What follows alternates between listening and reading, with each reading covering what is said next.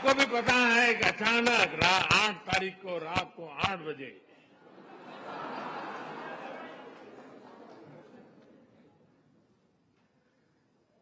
$500 और 1000 की नोट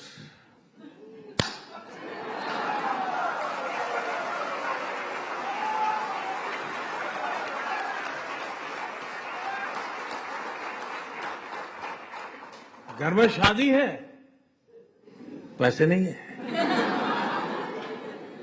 भाइयों बहनों, मैंने सिर्फ देश से 50 दिन मांगे हैं, 50 दिन।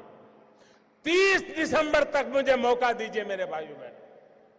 अगर 30 दिसंबर के बाद कोई मेरी कमी रह जाए, कोई मेरी गलती निकल जाए, कोई मेरा गलत इरादा निकल जाए, आप जिस चौराहे में मुझे खड़ा करेंगे, मैं खड़ा होकर के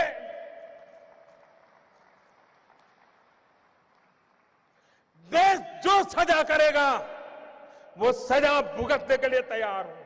नमस्कार। आपने सुना, प्रधान सेवक ने सिर्फ 50 दिन मांगे थे, हमने उन्हें 1 साल और 9 महीने दिए हैं।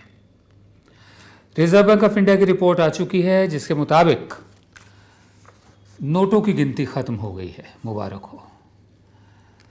और उसमें ये कहा है रिजर्व बैंक ने कि 99.3% नोट जिनको व्यवस्था से बाहर जाना था वो वापस आ चुके हैं और वो अब लीगल हो चुके हैं, अब वो कानूनी हो गए हैं। जो गैर कानूनी होने थे, जिनको बाहर व्यवस्था से निकाल दिया गया था नोटबंदी के ज़रिए, वो सारे वापस आ चुके हैं। 99.3% नोट। उसमें इनको कहा गया था स्पेसिफाइड बैंक नोट्स, एसबीएन इसी करेंसी को परिभाषित करने के लिए कहा गया था। उसकी कुल जो संख्या बताई गई थी वो थी 15,41,000 करोड़। अब ये कहा जा रहा है कि करीब 10,000 करोड़ ऐसा है जो सिर्फ वापस नहीं आया है, बाकी 15,31,000 करोड़ के करीब वापस आ चुके हैं। अब इसमें देखिए कितनी महारत है सरकार चलाने में इन लोगों की, कि मतलब एक काम जो किया, हमें नहीं मालूम कि कैबिनेट की सहमति से किया या खुद किया प्रधान सेवक ने। एक काम किया, उसमें 50 दिन मांगे, रो के गा के, और आज 1 साल 9 महीने बाद हमें रिजर्व बैंक, जो हम ये बात तो हम जानते थे शुरू से ही, हमने दरअसल जो जनगणमन की बात है उसके पहले ही संस्करण में ये बात कह दी थी कि अभी तक प्रधान सेवक को खुद समझ में नहीं आ रहा कि इनकी टीम और इनके हाथों से हो क्या गया है। अभी कुछ दिन पहले हमारे प्रधानमंत्री ने संसद में कहा था कि दुनिया के बड़े बड़े अर्थशास्त्री भी अभी तक समझ नहीं पाए हैं डिमोनेटाइजेशन को।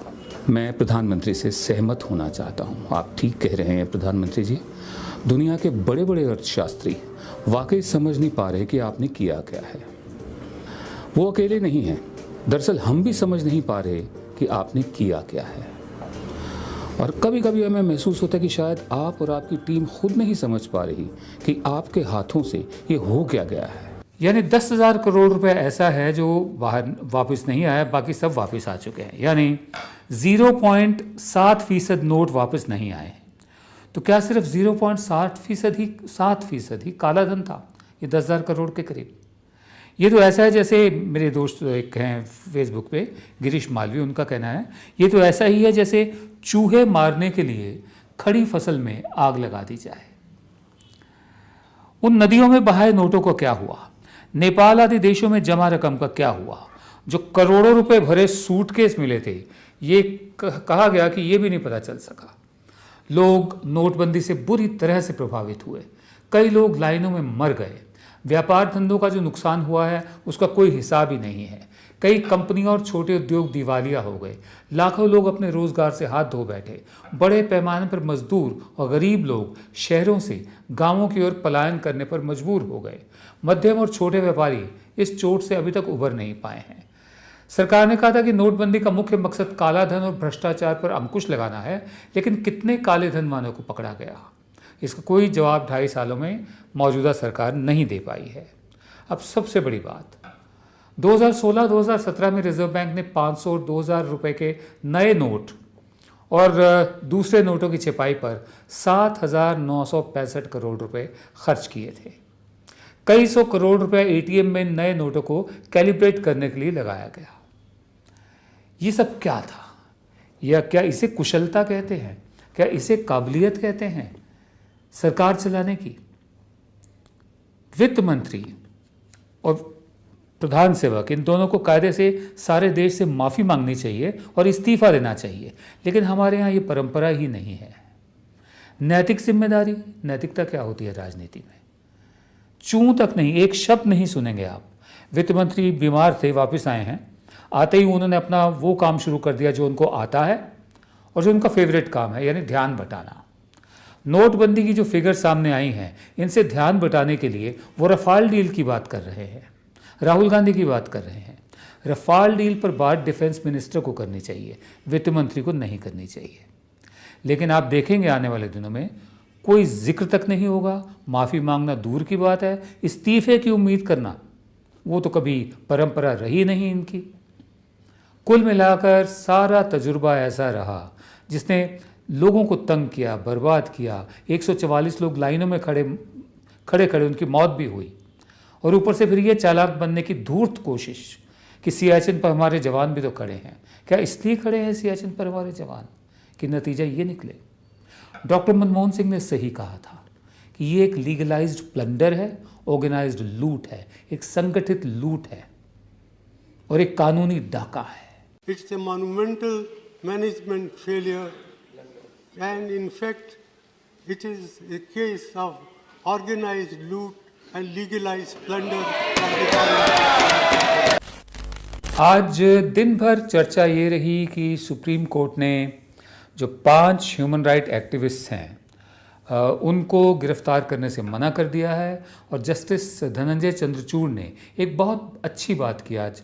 उन्होंने कहा कि जो असहमति होती है, डिसेंट होता है, सहमत ना होना होता है, वो किसी भी जनतंत्र का, लोकशाही का, डेमोक्रेसी का सेफ्टी वाल्व है। अगर आप डिसेंट को हटा देंगे तो जैसे प्रेशर कुकर फट सकता है, समाज में भी दरारें आ सकती हैं और उबाल आ सकते हैं, लोग सड़कों पर आ सकते हैं। डिसेंट बहुत ज़रूरी है, असहमति जताना बहुत ज़रूरी है, चाहे अनपढ़ ट्रोल्स आपका पीछा करते रहें, गाली गलौज करते रहें, लेकिन असहमति जताना बहुत ज़रूरी है।